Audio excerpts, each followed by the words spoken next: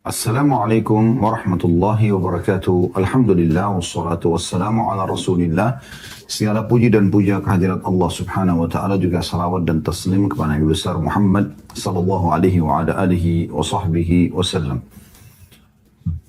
Saudaraku seiman, seperti biasa di hari Rabu kita melanjutkan bahasan bedah buku kita Riyadhus Shalihin yang tulis oleh Imam Nawawi rahimahullah, dan kita masih dalam bab atau kitab yang sama, yaitu bahasan yang sama, yaitu keutamaan zuhud di dunia.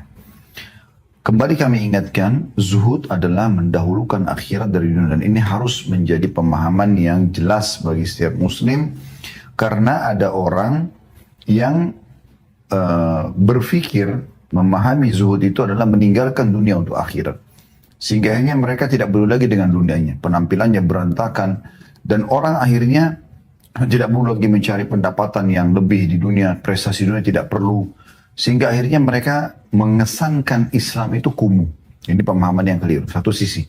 Sisi yang lain, ada juga orang yang memang tidak paham tentang masalah ini, bahwasanya ada kehidupan akhirat di sana. Mendahulukan akhirat dari dunia, artinya itu akhirat menjadi target utama. Sehingga dunia ini kita tunggangi untuk mendapatkan yang terbaik di akhirat sana. Dunia ini sebentar, saudaraku seiman. Dan kita akan lalui semua. Sebagaimana orang-orang sebelum kita akhirnya tinggal dikenang namanya, yang Allah mudahkan dikenang seperti nama para nabi-nabi, para sahabat-sahabat Nabi ridwanullah alaihim, dan seterusnya, orang-orang saleh, ya, para raja-raja muslim yang punya pengaruh, punya efek kepada agama, maka Allah kekalkan nama mereka. Ya. Ada juga orang yang sudah terlupakan, sudah meninggal, selesai, hilang semua sejarahnya. Tidak ada lagi yang mengetahui dia. Dan begitu juga kita. Oleh karena itu teman-teman sekalian, fahamlah dan renungi kalau kita akan menuju kepada kehidupan akhirat, yaitu kehidupan abadi kita di sana. Ya, kita akan menuju kepada kehidupan abadi di sana, dan itu target utama. Itulah pemahaman zuhud yang sedang kita bahas. Dari dunia, satu sisi kita boleh mengejar prestasinya, tapi sisi lain kita tunggangi untuk menuju kepada kehidupan abadi kita di akhirat. Sehingga setiap kita melakukan apapun aktivitas kita, ya, mengisi waktu-waktu kita selama di dunia ini, semuanya tujuannya kejar yang terbaik di dunia dan tujuannya untuk akhirat. Nah, ini pemahaman yang sempurna dari masalah zuhud itu sendiri. Dan kita akan masuk dengan izin Allah Subhanahu wa taala hadis lanjutan bahasan kita, yaitu nomor 479 ya, dari awal kita belajar, yang berbunyi dari Amr ibn Harith, saudara Juwairiyah binti Al-Harith Ummul Mu'minin radhiyallahu anhum ajma'in. Beliau berkata, "Ma taraka Rasulullah sallallahu alaihi wasallam 'inda mautihi dinaran wala dirhaman wala 'abdan wala amatan wala syai'an illa baglatahul bayda allati kana yarkabuha wasilahahu wa ardan ja'alaha libni sabirin sadaqah." Ketika Rasulullah SAW meninggal dunia, beliau tidak meninggalkan sedikit pun dari dinar, dirham, budak laki-laki, budak perempuan, atau apapun kecuali bagal. Bagal ini perkawinan antara kuda sama keledai. Kecuali bagal yang dulu beliau kendarai. Juga senjata beliau, pedang, ya, perisai, dan tanah yang sudah beliau jadikan sedekah atau wakaf untuk Ibnu Sabil. Hadis ini diriwayatkan oleh Imam Bukhari. Hadis ini teman-teman sekalian memberikan pelajaran kepada kita yang bisa kita bedah, yang kita bisa pelajari adalah yang pertama tentang Amr bin Al-Harith radhiyallahu anhu, yang di sini katakan saudara Juwairiyah binti Al-Harith. Juwairiyah binti Al-Harith adalah istri Nabi SAW. Salah satu dari istri Nabi SAW. Dan Al-Harith, nama ayah mereka, adalah kepala suku. Ya, setahu saya Bani Mustaliq. Ya. Dan Nabi SAW satu hari pernah menyerang ke suku ini karena mereka memang niat ingin menyerang kota Madinah. Maka pada saat itu Nabi SAW memenangkan peperangan dan Juwairiyah ya, menjadi bagian daripada harta rampasan perang Nabi SAW dan beliau menikahinya. Gitu kan? Beliau menikahinya dan karena dia menerima masuk Islam. Karena Nabi SAW tawarkan, kalau kau masuk Islam, saya akan nikahi kamu. Maka dia pun menerima itu, dia masuk Islam dan akhirnya nikahi Nabi SAW. Dan karena kemuliaan pernikahan ini, ya artinya dia menjadi istri Nabi SAW. Kalau kita mungkin bahasakan selain agama Islam, mungkin istri raja ya. Istri raja, istri pemimpin gitu. Maka penghormatan terhadap Juwairiyah, seluruh sahabat membebaskan tawanan dari suku Bani Mustalik atau Bani Mustalik ini. Suku Mustalik ya. Dan ini menjadi sebuah sejarah tersendiri dalam peperangan Bani Mustalik. Anda bisa dengarkan di kajian Sirah Nabawi kami tentunya. Nah, Amr bin Harith adalah ipar Nabi SAW. Berarti dari hadits ini kita bisa fahami, atau riwayat ini, sanad ini berarti Amr bin Harith, saudaranya Juwairiyah binti Harith yang merupakan istri Nabi SAW, berarti ini adalah ipar Nabi SAW meriwayatkan hadis. Ya. Dan dari sini berarti pelajaran teman-teman sekalian bagaimana dalam Islam seseorang itu bisa punya efek terutama bagi orang-orang terdekat terlebih dahulu. Ya, Allah musta'an ya. Kami dan mungkin sebagian orang-orang juga punya kekurangan dalam masalah ini ya. Tidak semua kerabat mendapatkan hidayah dan akhirnya ikut dengan agama ini. Masih banyak di antara kerabat-kerabat kami yang belum mengenal. Walaupun alhamdulillah ada yang mendapatkan hidayah ya. Tapi seseorang berusaha maksimal bagaimana supaya orang-orang terdekat dia yang lebih dahulu mendapatkan ya dakwah, menyampaikan tersampaikan kepada mereka dakwah. Ya, karena ada orang sibuk dakwah di luar sana tapi ya, istri dia, anak-anak dia jauh daripada agama. Mungkin saudara dia, saudari dia, orang tuanya ya. Maka ini semua harus dijadikan sebagai skala prioritas dan Allah Subhanahu wa taala mengingatkan kepada Nabi Muhammad SAW, A'udzubillahi minasyaitonirrajim wa anzir ashiratakal aqrabin.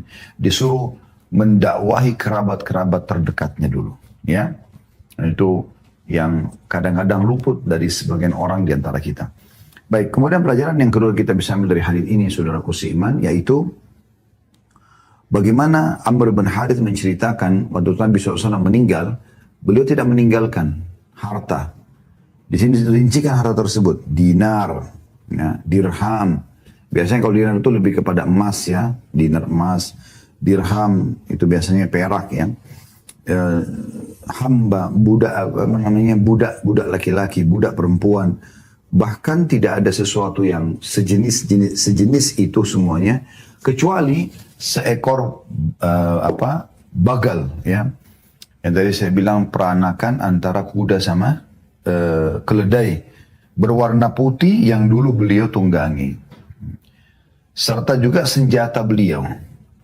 Pedang, perisai, ya, yang semasa hidup Nabi SAW beliau gunakan, dan itu saya pernah lihat, Allahu alam kebenarannya, tapi kami saksikan itu ada di museum di Istana Topkapı di Turki, ya. Diklaim bahwasanya itu adalah pedang Nabi alaihi salatu wassalam, dan beberapa pedang sahabat ada yang dipajang di sana. Kemudian juga dan ada tanah yang beliau wakafkan untuk Ibnu Sabil atau orang yang terputus jalan. Siapa saja boleh tinggal di tanah itu yang diwakafkan oleh Nabi alaihi salatu wassalam.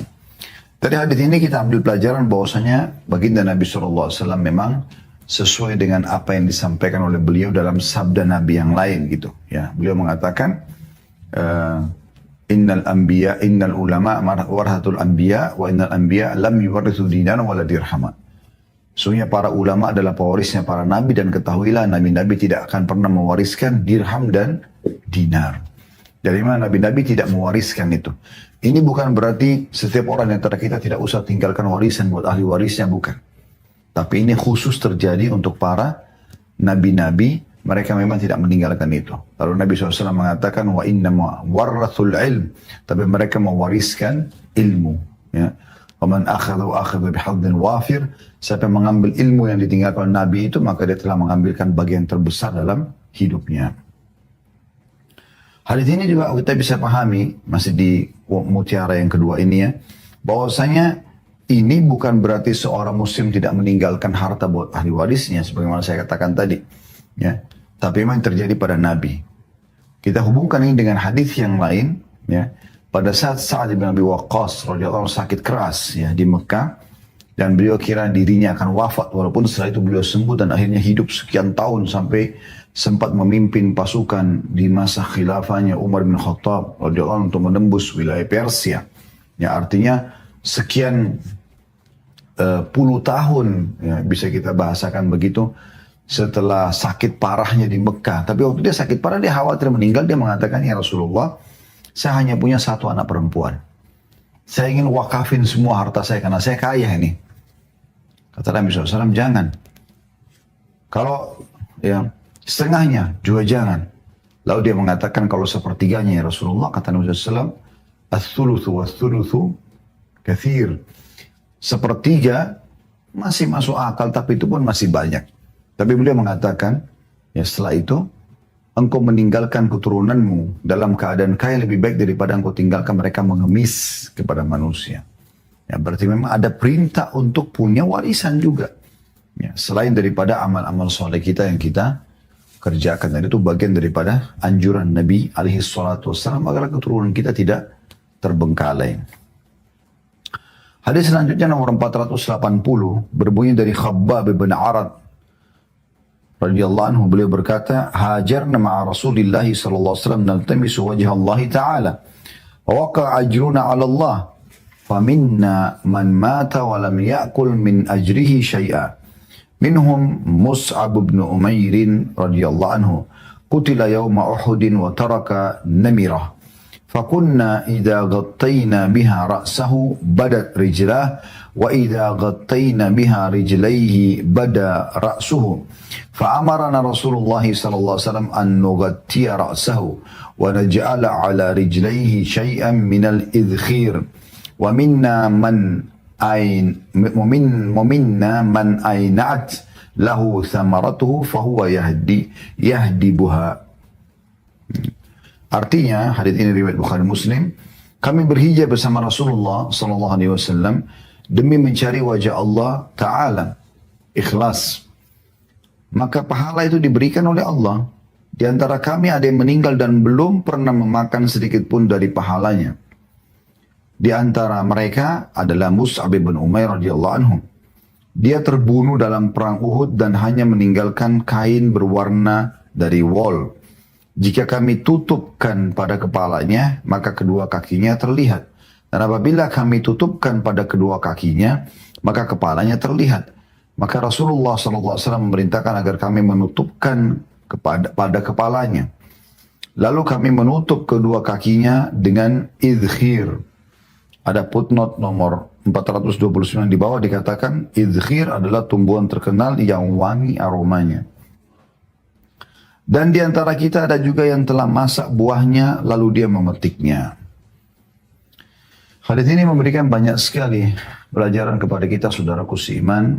Yang pertama adalah penyampaian atau perkataan Khabbab bin Arad radhiyallahu anhu, kami telah berhijrah bersama Nabi SAW mengharapkan wajah Allah. Nah, kalau Anda temukan potongan kata-kata seperti ini, mengharapkan wajah Allah, ini maksud adalah keikhlasan. Ya. Sesuai dengan hadis Nabi SAW, pernah ada seorang sahabat, dan hadis ini hadis yang sahih, berkata, ya Rasulullah, bagaimana pendapat Anda tentang orang yang mau berjihad, ya, dan sekaligus mencari reputasi? Bagaimana dia supaya dikenal gitu, ya? Dibilang dia itu pejuang, kesatria, perkasa, ya, atau apalah istilah-istilah seperti ini. Kata Nabi, dia dapat apa kata orang itu? Kata Nabi SAW, tidak dapat apa-apa. Dari balasan pahala nggak ada. Orang itu ulangi sampai 3 kali. Dia berperang tapi ya Rasulullah, jihad karena Allah. Hanya diikuti niat itu. Supaya dia juga dikenal, dikenang. Dicatat sebagai seorang pahlawan. Kata Nabi SAW, tidak sama sekali. Lalu beliau mengatakan, ini saksi bahasan kita, Inna Allah la yakbalu amalan illa ma kana khalisan wabtugiya bihi wajhu. Sesungguhnya Allah tidak akan menerima amal kecuali yang ikhlas karenanya dan mengharapkan wajahnya. Ya. Di istilah ini digunakan untuk menggambarkan keikhlasan. Dan memang ini teman-teman sekalian adalah asas semua amal. Kata Nabi SAW dalam hadis yang lain, kalau Allah Subhanahu wa Ta'ala mengatakan aku adalah sebaik-baik sekutu, partner. Siapa yang menyekutukan aku dengan sesuatu, maka aku akan berikan kepada seluruh sekutuku itu. Allah itu maha as-samad,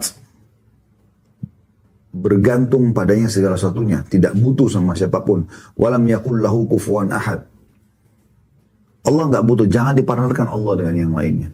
Lalu kata Nabi SAW, akhlisu a'malakum. Oleh karena itu ikhlaskan amal kalian. Wala taqulu, dan jangan pernah kalian katakan, hadza lillahi wa hadza lirrahim. Bal huwa lirrahim. Maksudnya, jangan kalian mengatakan, ini untuk Allah dan sekaligus untuk kekerabatan saya. Kata Nabi SAW, maka itu akan pergi ke kekerabatan kalian saja. Jadi kalau orang silaturahim keluarga misalnya, lalu dia mengatakan ini karena Allah dan juga karena kalian, maka itu hanya datang untuk mereka. Betul-betul kalau untuk Allah nggak usah disebutin, nggak usah libatkan Allah dengan yang lainnya. Lalu kata Nabi SAW, wala taqulu hadza lirrahim wa liujuhikum. Ini untuk hadza lillahi wa liujuhikum wa liujuhikum. Ya. Ini untuk Allah dan juga untuk kalian. Ya. Karena kasihan lihat kalian, ya, memperbaiki keadaan kalian. Kata Nabi SAW, فَإِنَّهُ لِأُجُهِكُمْ. Karena itu akan kembali kepada perasaan itu saja gitu. Ya. Jadi nggak bisa. Allah tidak akan terima kecuali yang ikhlas. Nah ini kalimat ini penting. Jadi jangan pernah partnerkan Allah dengan makhluknya. Semoga Allah ikhlaskan seluruh amal kita dan menerima seluruh amal yang sudah kita kerjakan, yang sedang kita kerjakan, yang akan kita kerjakan sampai menjelang ajal datang nanti dengan pahala yang sempurna. Allahumma amin. Pelajaran yang kedua, teman-teman sekalian, dari hadis ini adalah potongan perkataan beliau, "Faminna man mata wa lam ya'kul min ajrihi syai'a, minhum Mus'ab bin Umair radhiyallahu anhu." Di antara kami ada yang mati tapi belum menikmati pahalanya sedikit pun, ya. Di dunia maksudnya. Di antaranya Mus'ab bin Umair radhiyallahu anhu, qutila yawma Uhudin wa taraka namirah. Dia terbunuh pada hari Uhud dan dia hanya meninggalkan selembar kain wol yang berwarna, ya. Dan kain itu, fakunna idza ghattayna biha ra'sahu badat rijlah. Kalau kami tutup pada saat dia wafat, ya, kepalanya maka kakinya kelihatan karena pendeknya baju itu. Wa idza ghattayna biha rijlaihi bada ra'suhu. Dan kalau kami tutup kakinya, kepalanya kelihatan. Fa amara Rasulullah SAW an nughatti ra'sahu wa naj'al ala rijlaihi syai'an min al-izkhir. Ya. Maka kami diperintahkan Nabi SAW untuk tutup kepalanya dia, dan kami menutup bagian kakinya dengan bagian pohon yang mengeluarkan bau wangi atau izkhir. Nah ini pelajaran yang bisa kita ambil teman-teman. Yang kedua adalah banyak riwayat menjelaskan kalau seandainya seseorang itu berbuat kebaikan-kebaikan, Allah Subhanahu wa Ta'ala membagi kebaikan itu. Ada yang dia diberikan balasan di dunia, ada yang dia diberikan balasan di akhirat, gitu kan? Jadi makin ikhlas dia, maka makin besar balasannya. Kayak silaturahim keluarga dan yang lainnya. Intinya Allah membagi, ada yang di dunia diberi, ada yang dia berkasih di akhirat. Gitu kan? Nah, kelihatannya yang di akhirat ini, ya apa yang di dunia ini banyak. Kayak misalnya kemakmuran hidup. Ada beberapa riwayat menjelaskan masalah itu. Ya. Bahkan ada seorang sahabat sempat meneteskan air mata menangis. Lalu mengatakan, sesungguhnya telah dilapangkan dunia buat kami. Maka kami khawatir jangan sampai ini kebaikan akhirat yang semuanya dimajukan oleh Allah SWT. Karena ada orang-orang yang mendahului kami lebih baik daripada saya. Yaitu Mus'ab bin Umair. Gitu kan. Kata sahabat itu, yang wafat Yaumul Uhud, hari Uhud. Dia masuk Islam di Mekah. Gitu kan. Dan Mus'ab ini adalah orang yang kaya raya di Mekah. Orang tuanya sangat kaya raya. Bahkan terkenal sebelum masuk Islam, kalau Mus'ab radhiyallahu anhu lewat di sebuah tempat, ya, maka tercium bau wanginya dan terlihat ketampanannya, bajunya yang bersih, terkenal sekali.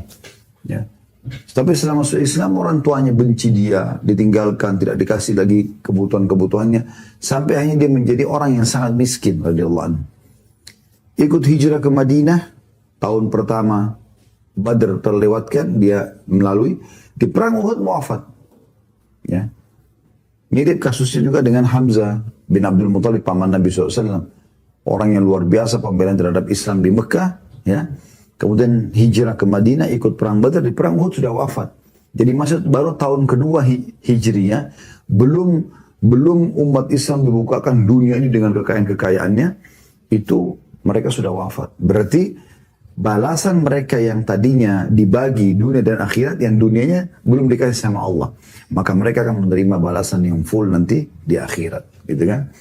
Oleh karena itu teman-teman sekalian, kita harus melihat bagaimana Allah Subhanahu wa taala melimpahkan nikmat kepada kita, dan itu bagian daripada balasan kita. Ini juga bisa difahami daripada statement Al-Qurtubi rahimahullah dalam kitab At-Tadhkirah beliau, dan juga ada beberapa ulama yang lain yang menjelaskan hal yang sama, ya.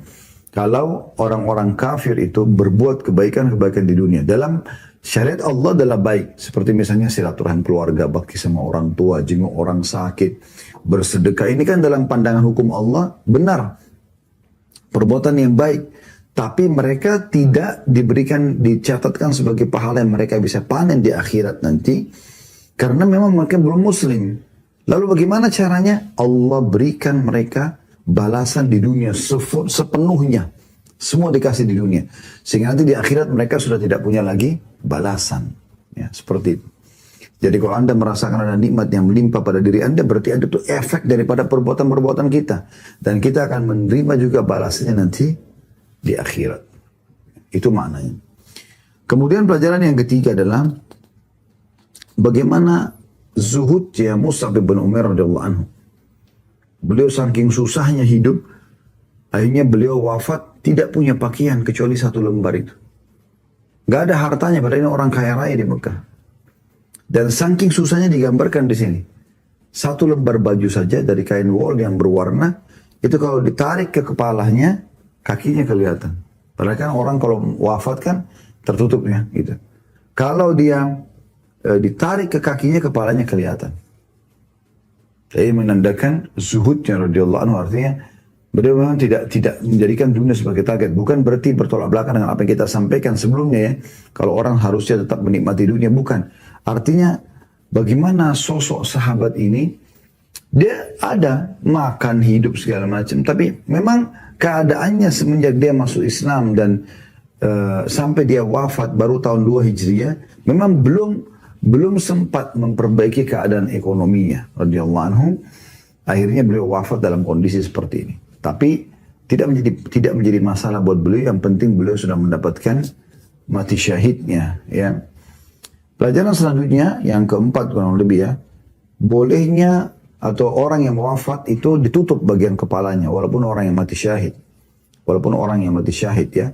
Karena saya pernah lihat beberapa cuplikan beberapa waktu yang lalu, ada beberapa orang yang dianggap mati syahid, ya, di wilayah-wilayah kaum muslimin yang terjadi pembunuhan, peperangan segala macam.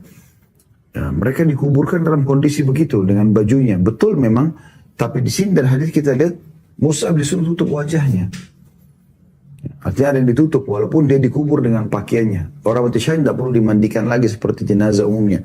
Tapi di sini ada sunnah Nabi SAW yang perlu kita terapkan, yaitu menutup bagian wajah. Gitu. Begitu juga dengan wilayah kakinya. Tapi kalau dia dalam kondisi wafat, misalnya dia menggunakan baju militer, jadi teman-teman aparat kita misalnya, dia wafat maka dia dikubur dengan kondisi pakaiannya itu hanya memang bagian kepalanya ditambahkan kain yang menutup, ya, seperti itu kurang lebih. Kemudian pelajaran yang kelima, dianjurkan untuk menggunakan kalaupun menutup jenazah dengan izkhir, ya. Itu adalah pepohonan, tumbuhan yang mengeluarkan bau yang wangi. Kalau kita tidak punya di Indonesia, kita bisa pakai pohon apa saja di saat memang kain kafan tidak cukup untuk menutup tubuhnya, ya. Tapi kalau cukup maka digunakan kain tentunya. Dan pelajaran yang terakhir adalah potongan sabda Nabi SAW, potongan perkataan sahabat, ya, Khabbab bin Arat radhiyallahu anhu, wa minna man aina'at lahu thamaratuhu fahuwa yahdibuha. Dan antara kita ada yang telah masak buahnya lalu dia memetiknya. Apa maknanya? Maksudnya di antara kami ada yang masih hidup setelah Mus'ab, setelah perang Uhud, lalu kemudian dia merasakan tiba-tiba ekonominya jadi lebih baik, ya dia menjadi orang terkenal di Madinah, punya keluarga, punya keturunan, punya harta, ya. Ada yang bahkan menjadi khalifah seperti Abu Bakar, Umar, Utsman, Ali yang jadi raja gitu ya. Maka ini ada di antara kami yang sudah mateng pahala-pahala itu, maka dia dapatkan sebagian dulu dan di akhirat nanti juga dia akan dapatkan. Ini makna daripada hadisnya. Dari hadis ini juga teman-teman sekalian, kita ambil potongan yang terakhir ya, yang bisa diambil pelajaran dari sini. Bagaimana seseorang muslim itu ya, mengimbangi antara dunia dan akhiratnya, dalam arti kata dia tetap ya mengejar dunianya, karena di sini perkataan Khabbab bin Arat, ada di antara kami yang menikmati ya, sudah matang, maka dia menikmati hasil daripada amal-amal solehnya itu, Allah berikan balasan di dunia. Dan juga dia tidak boleh merasa cukup dengan apa yang sudah dia kerjakan itu. Karena sahabat-sahabat Nabi yang awal masuk Islam di Mekah, mereka hijrah, mereka berperang bersama Nabi SAW. Mereka nggak berhenti setelah Nabi SAW meninggal. Dia mengatakan, oh saya sudah cukup kan, sudah pernah jadi sahabat Nabi. Saya sudah pernah ikut berperang bersama Nabi. Berarti sudah cukup. Enggak, mereka nggak ke situ pikirnya. Mereka terus lebih semangat lagi berbuat. Ya. Contoh yang lain kita lihat, ada 10 sahabat yang disebutkan namanya langsung Nabi SAW untuk masuk ke surga. Abu Bakar di surga, Umar di surga, Utsman di surga, Ali di surga, Talha di surga, Zubair di surga, Abdurrahman bin Auf di surga, Sa'id bin Waqqas di surga, Sa'id bin Zaid di surga, Abu Ubaidah bin Jarrah di surga. Jadi Nabi SAW sebut nama-namanya. Tapi penyebutan ini yang terpamerkan di depan para sahabat, teriklankan gitu. Kalau si fulan di surga gitu. Tapi tidak membuat mereka jadi malas beribadah setelah itu. Sama sekali. Mereka malah tetap semangat untuk melakukan ibadah-ibadah tambahan. Dan ini penting. Jangan pernah kita berbangga dengan amal yang sudah pernah kita kerjakan. Itu sudah dicatat di buku amal di waktu itu. Ya. Sekarang ke depannya kita tetap butuh. Setiap hari buku amal kita dibutuhkan. Kenapa Anda diperintahkan setiap kali mau makan baca bismillah, setiap habis makan baca alhamdulillah, setiap kali mau keluar rumah, mau masuk kamar mandi, keluar kamar mandi, bangun tidur, mau makan, mau minum, selesai makan dan minum pakai pakaian, lepas pakaian, setiap hari kita sholat, setiap hari kita ada zikir pagi, zikir petang. Jadi selalu ada pengulangan karena memang setiap hari buku amal kita butuh dicatat, diisi dengan amal-amal soleh. Jadi jangan pernah puas dengan apa yang pernah kita kerjakan di masa lalu. Oh dulu saya pernah waktu orang tua saya hidup, saya sudah bakti sama beliau. Itu dulu. Sekarang kan buat sesuatu yang pada saat mereka sudah meninggal bisa kita bakti juga setelah mereka wafat. Dengan mendoakan, memohon ampun dan seterusnya. Nah ini poin penting yang juga jangan luput dari kita teman-teman sekalian. Jadi jangan merasa puas dengan amal yang sudah pernah kita kerjakan. Tapi terus mengejar. Karena setiap amal yang kita kerjakan akan ada balasan di dunia. Dan juga ada balasan di akhirat. Allahu a'lam. Kita akan masuk lanjutannya di hadis nomor 481. Berbunyi dari Sahal bin Sa'ad As-Sa'idi radhiyallahu anhu, beliau berkata, Rasulullah SAW bersabda, "Lau kanatid dunya ta'dilu 'inda Allah janaha ba'udah, ma saqa kafiran minha syarbata ma." Hadis ini diriwayatkan Tirmidzi dan beliau menyatakan hadis hasan sahih. Artinya, seandainya dunia ini di sisi Allah sebanding dengan sayap nyamuk saja, maka niscaya dia Allah tidak akan sudi memberikan minum orang kafir meskipun hanya seteguk air. Kalimat ini teman-teman saya yang disampaikan Nabi SAW kalimat yang luar biasa. Ini termasuk jawami al-kalim. Kalimat-kalimat yang ringkas tapi mengandung bobot yang sangat luar biasa gitu. Maknanya, kandungan ilmunya, nasihat-nasihat dan wasiatnya itu luar biasa. Potongan dari hadits ini, kalau seandainya dunia ini bernilai di sisi Allah sebanding dengan sayap nyamuk sekalipun, ya. Niscaya dia besar, kata ganti Allah, tidak akan sudi memberikan minum orang kafir meskipun hanya seteguk. Apa maknanya kalimat ini? Anda pernah punya satu benda yang sangat banyak jumlahnya dan murah gitu. Misal Anda punya kuaci, ya. Belinya murah, banyak sekali. Kira-kira para teman-teman sekalian, Anda punya satu box isi 10 kilo semuanya kuaci. Anda merasa rugi nggak sih kalau seandainya ada yang ambil satu butir saja, satu kuaci itu? Atau Anda punya 10 kilo, nggak usah 10 kilo, 1 kilo garam, 1 kilo gula. Lalu kemudian ada yang ambil satu butir saja. Kira-kira berpengaruh nggak? Saya yakin Anda akan jawab tidak. Ya. Bahkan Anda tidak peduli dengan satu butir gula atau tadi, ya, garam misalnya. Kenapa? Karena memang terlalu murah dan banyak gitu. Nah, makna hadits ini seperti itu. Kalau seandainya dunia ini bernilai, ya, sebanding dengan sayap nyamuk saja, digambarkan nyamuk di sini karena nyamuk itu nggak ada yang mau. Ada yang mau pelihara nyamuk? Saya yakin tidak ada. Orang selalu tangkapnya nyamuk hanya mengganggu, menggigit, dan kalau datang mungkin kita berusaha membunuhnya dengan menepuk atau menyemprotnya misalnya. Ya. Di sini kita lihat teman-teman sekalian, nyamuk dikatakan perumpamaan, bukan hewan yang lain, karena memang nyamuk umumnya orang tidak suka. Tidak ada orang pelihara nyamuk. Berusaha diusir, berusaha dibunuh gitu kan. Dikasih gambaran kalau seandainya dunia ini seluruhnya dengan semua fasilitasnya, hutannya, lautnya, sungainya, semua kekayaan-kekayaan yang ada di dalamnya, gitu kan. Tambang-tambangnya, hewan-hewannya, penghuninya semua. Semua tumbuh-tumbuhannya, itu kalau semua senilai di sisi Allah dengan sebelah sayap nyamuk saja, nyamuk yang orang tidak suka, maka mungkin Allah tidak akan memberikan minum satu pun, seteguk pun orang kafir. Karena orang kafir kufur kepada Allah, sama dengan di perusahaan Anda, pembangkang, penjahat. Nggak mungkin Anda mau kasih walaupun seteguk air, kan gitu. Tetapi karena dunia ini terlalu hina di sisi Allah SWT, nggak ada nilainya, gitu kan, maka Allah tetap memberikan minum orang kafir. Ini pelajaran yang kita ambil teman-teman sekalian dari makna hadis ini adalah bagaimana hinanya dunia ini. Hinanya dunia ini. Dunia ini sebentar, kita akan lalui. Saya ingatkan diri saya kembali dan Anda sekalian, semua ini teman-teman prestasi dunia yang kita kejar, dari titel akademik, dari jabatan di kantor, ya, pengharuman nama, semua produk bermerek, mobil, pakaian, dompet, tas, sepatu, rumah yang mewah di komplek perumahan yang terkenal misalnya, atau di sebuah lokasi yang mahal. Semua itu teman-teman dunia. Nggak ada satupun yang akan Anda bawa nanti. Bahkan kalau Anda sudah jadi jenazah, dipakein baju Anda yang penuh dengan bintang-bintang dan pangkat-pangkat, tidak akan berguna, tidak ada yang lihat.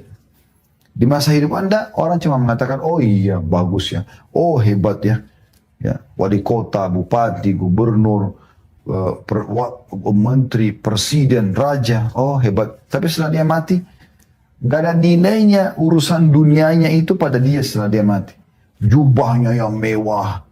Kalau dia sudah jadi jenazah lalu ditaruh di mobil Ferrarinya, ada nilainya? Sudah gak ada nilainya. Berarti menandakan memang itu cuma dunia sebentar. Anda boleh nikmatin itu, karena bagian daripada agama kita sudah saya jelaskan di awal bab zuhud ini. Sabda Nabi SAW, Inna Allah yuhibbu an yara athara ni'ami ala abdi. Allah suka melihat bekas nikmatnya pada hambanya. Tetapi kita harus faham, ini semua kita akan tinggalkan. Ya. Makanya kata Sa'id bin Musayyib rahimahullah, saya bertemu dengan satu generasi, maksudnya sahabat Nabi, yang mereka sama sekali tidak pernah merasa sedih pada saat tertinggal dari salah satu dari urusan dunia ini. Mereka nggak penting. Justru lebih berat bagi mereka pada saat mereka ketinggalan satu kali sholat berjamaah. luput dari zikir yang harus dia baca. Ya. Al-Quran yang harus dia baca. Itu sudah merupakan beban yang paling berat bagi mereka. Dibandingkan mereka nggak bisa makan, mereka nggak bisa minum, orang benci dia tidak dapat pekerjaan, itu tidak penting.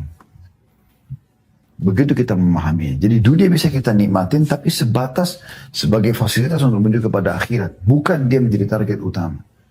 Saya ingatkan kembali perkataan Syekh Utsaimin rahimahullah, seorang ulama Saudi. Beliau mengatakan, perumpamaan kita dengan dunia ini seperti orang yang masuk ke WC.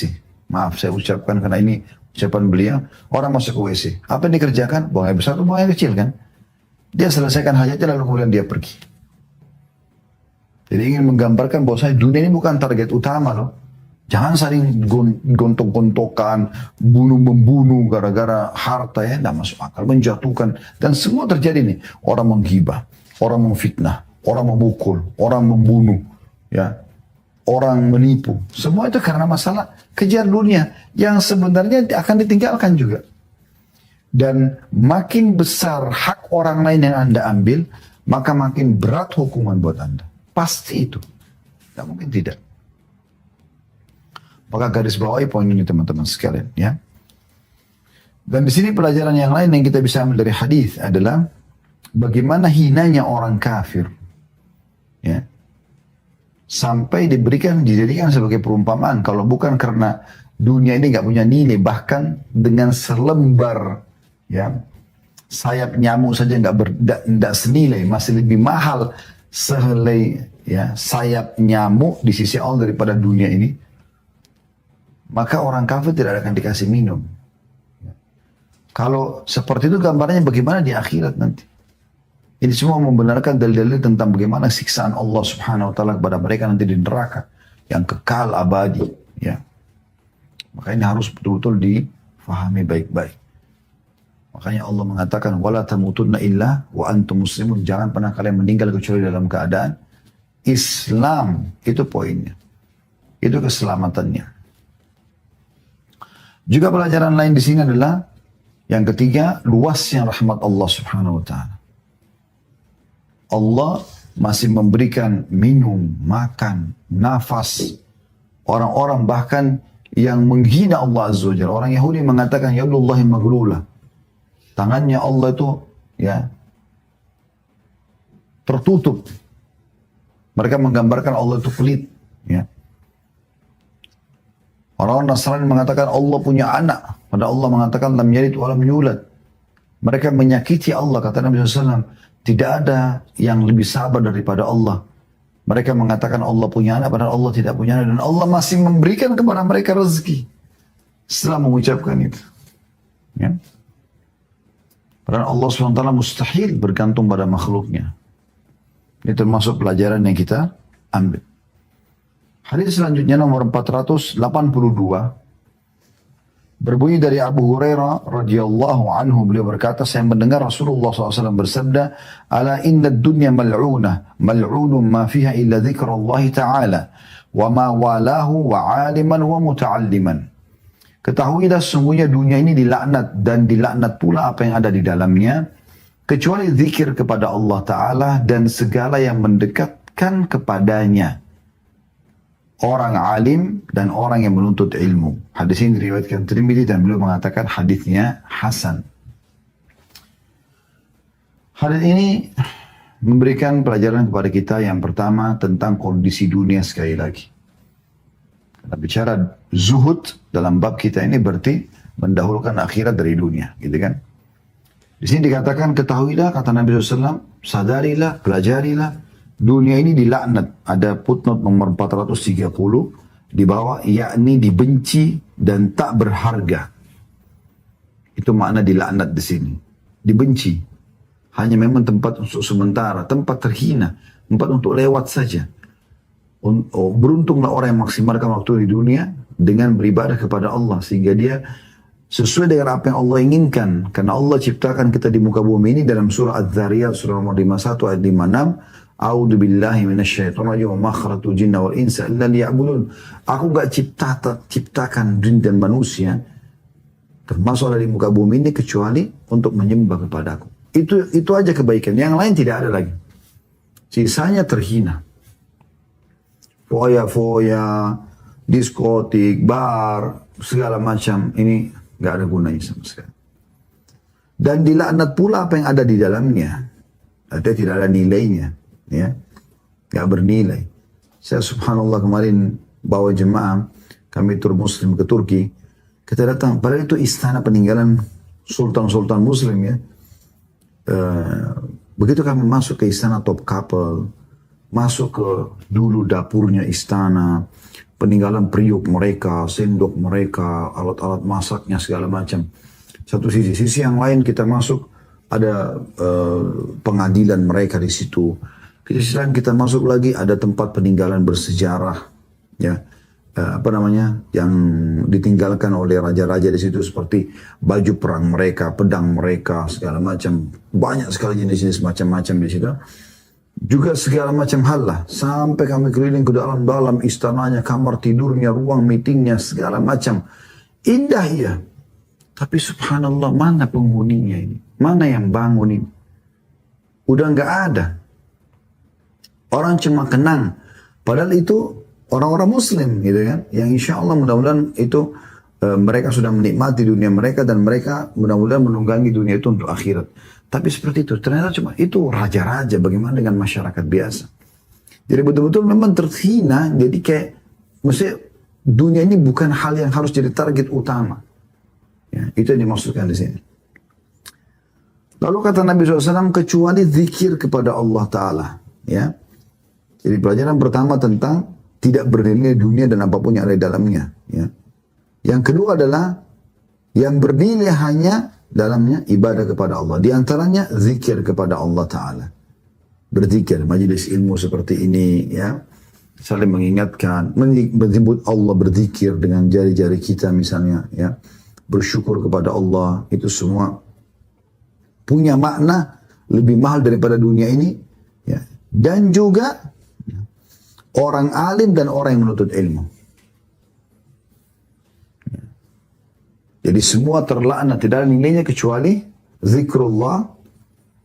Maksud dalamnya semuanya zikrullah, bukan cuma penyebutan nama-nama Allah, tapi sholat. Semua ibadah itu namanya dikenal dengan zikrullah secara umum, maknanya mengingat Allah ya. Kemudian orang yang alim, yang belajar agama, dan juga orang yang belajar agama. Dari hadis ini juga kita ambil pelajaran tentang keutamaan zikir. Dan perlu Anda ketahui ada sebuah statement sahabat. Sehingga saya Mu'adz bin Jabal mengatakan ini ya. Beliau mengatakan tidak ada sesuatu yang paling berharga yang bisa menyelamatkan seorang dari siksa kubur dibandingkan zikrullah. Dan satu-satunya ibadah yang akan terus tetap berjalan walaupun kita sudah di surga adalah zikrullah. Yang lain sudah tidak ada, sholat, puasa, jihad, tidak ada lagi ya di surga. Tapi zikrullah itu terus berjalan. Dan sifat para malaikat, mereka zikir kepada Allah Subhanahu wa taala. La yafturun, mereka tidak pernah bosan. Memang Allah Azza wa Jalla diingat ya, oleh seluruh makhluknya secara abadi. Di dunia dan di akhirat kita. Ya. Kemudian pelajaran yang lain juga tentang kedudukan seorang alim. Semoga Allah SWT jadikan kita, sampaikan kita ke level ini ya, menjadi seorang yang alim. Dan tidak mungkin ya, orang lahir sudah pintar, tidak mungkin. Kata Nabi SAW, innamal ilmu bitta'allum wal fiqhu bittafaqquh. Ilmu itu harus dengan belajar dan lebih memahami dan mendalami agama sehingga menjadi seorang alim atau faqih harus dengan tafaqquh, serius dalam belajar itu. Gak ada orang lahir dalam kondisi sudah pintar, gak mungkin. Derajatnya sangat tinggi. Dalam hadis lain dikatakan sesungguhnya ya Allah, para malaikat-malaikatnya, penghuni langit dan bumi memohon ampun, bahkan semut di lubangnya dan ikan-ikan di lautan memohon ampun untuk pengajar manusia kebaikan. Maksudnya seorang alim mengajarkan ilmu agama. Anda bisa bayangkan kalau Allah memaafkan kesalahan kita, seluruh malaikat dan seluruh makhluk, bahkan ikan-ikan di lautan entah berapa jumlahnya, semut berapa jumlahnya di lubang-lubangnya seluruh muka bumi ini memohon ampun untuk kita dan kita mengajarkan kebaikan. Anda sekarang dengarkan nih apa yang kami sampaikan. Semoga Allah ikhlaskan. Lalu Anda sampaikan kepada orang lain, itu sudah cukup. Anda mendapatkan keutamaan ini. Satu orang saja makhluk Allah mohon ampun untuk mohon kepada Allah agar mengampuni dosa kita sudah cukup. Bagaimana dengan seluruh jumlah makhluk yang miliaran ini memohon ampun buat kita, teman-teman? Itu didapatkan hanya bagi orang alim. Ya.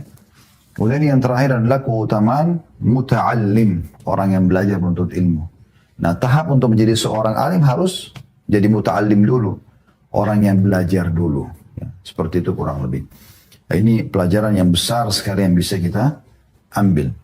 Selanjutnya, hadis nomor 483 yang berbunyi dari Abdullah bin Mas'ud radhiyallahu anhu, beliau berkata, Rasulullah sallallahu alaihi wasallam bersabda, la tattakhidu ad-dai'ata fatargabu fid dunya.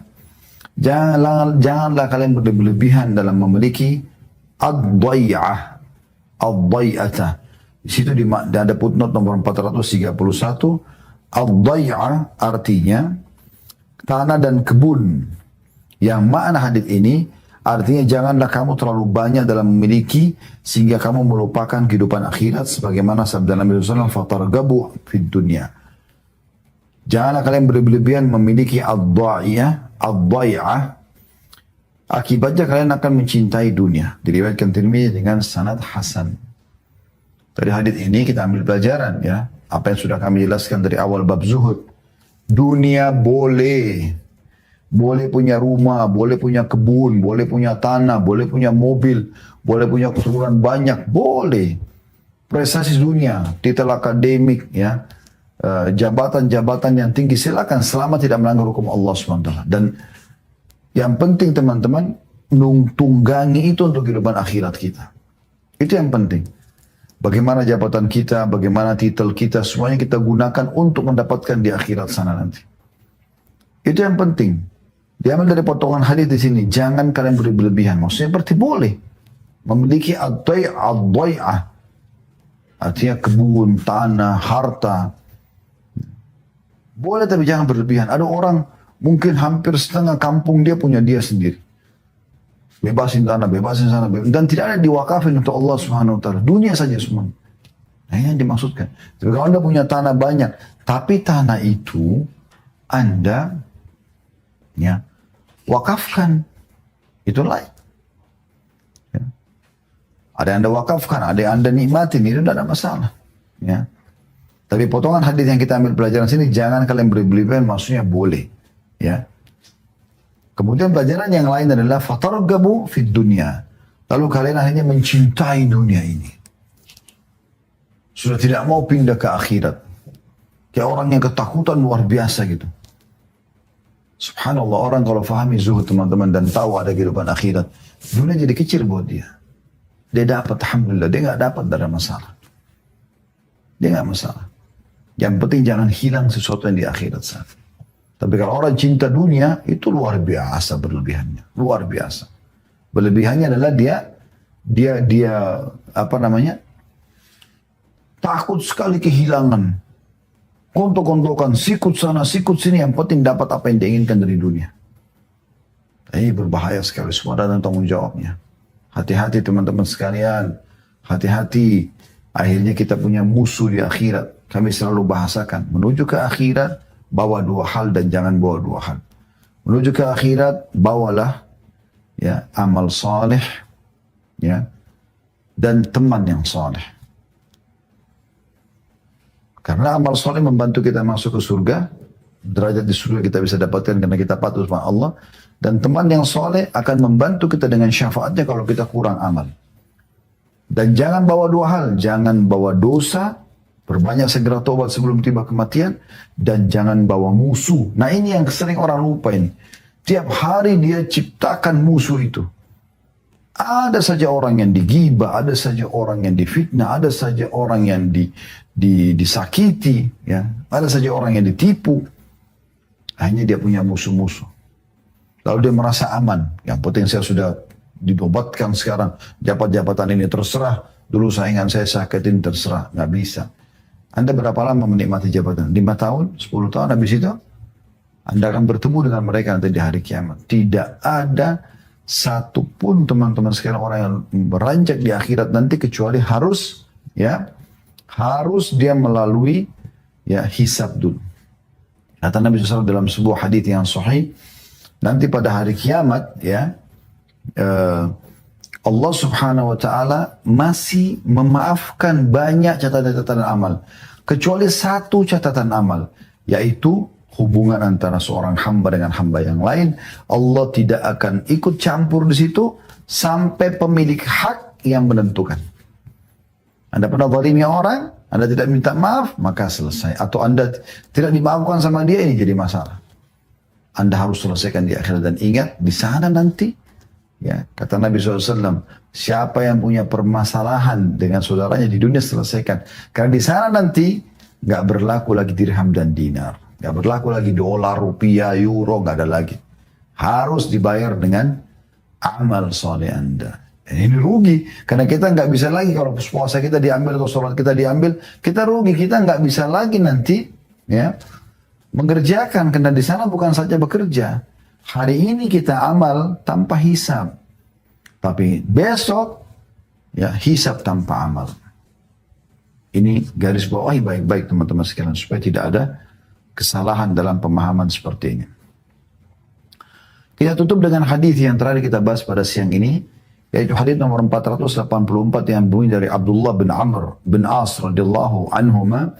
Abdullah sahabat, Amr bin As sahabat. Beliau berkata, "Marra alaina Rasulullah sallallahu alaihi wasallam wa nahnu nu'aliju khussan lana." Faqala, "Ma hadha?" Faqulna, "Qad waha fa nahnu nuslihu."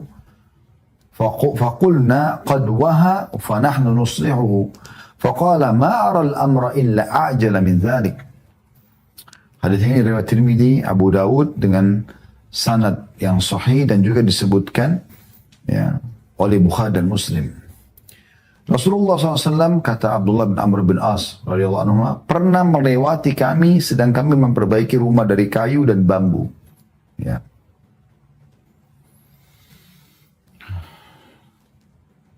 Maka beliau bertanya, apa yang kalian lakukan?